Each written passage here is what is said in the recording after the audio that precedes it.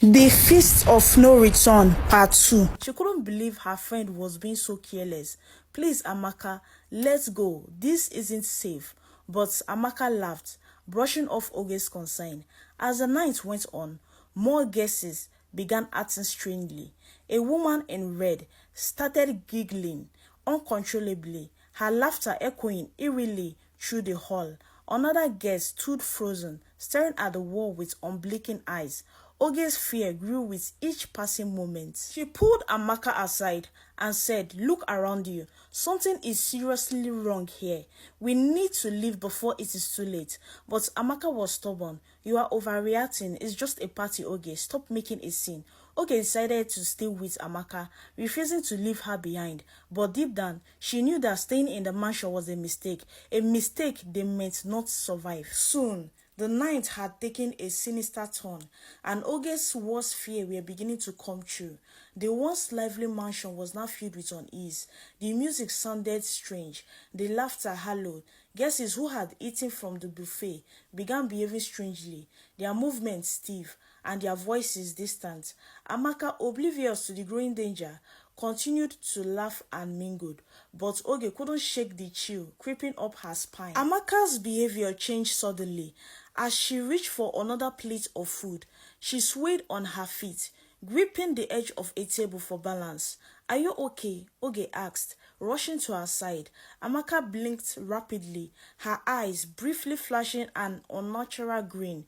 She shook her head as though trying to clear it. "I am fine," she said, her voice slightly shaking, but Oge could see the fear in her eyes. In a distance, a man let out a terrifying scream. Oge turned to see him, scratching at his throat as though something invisible was choking him. He fell to the ground, shaking violently before going still. The guests screamed, but before anyone could run, Chief Ezendu's voice echoed through the hall. "Nobody leaves. The doors are locked, and you are trapped in here. Remain where you are." His once welcoming smile was now a terrifying mark of authority. Oge grabbed Amaka's hand. "We are leaving now," she said. But when they reached the grand doors, they found themselves bolted shut, the locks glowing faintly with strange symbols. Oge's stomach turned as she realized this wasn't an ordinary party. "Amaka, something evil is happening here. We have to find another way out." Amaka's condition worsened. She began mumbling strange words, her eyes darting around as if she were hearing voices no one else could. "They are calling me," she whispered, her voice trembling. "Who is calling you?" Oge asked, shaking her friend. Amaka didn't answer. Instead, she began walking towards the center of the room, her movements artificial, like she was being controlled. Oge chased after her, pulling her back just as she reached the buffet.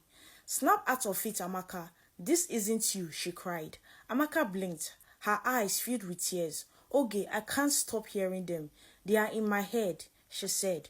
Oge hugged her tightly, whispering, "I won't let them take you." Determined to uncover the truth and to save herself and Amaka from the curse, Oge slipped away while Amaka sat down to rest. She wandered through the mansion, her heart pounding. The hallways seemed to stretch endlessly, twisting and turning as though the mansion itself was alive.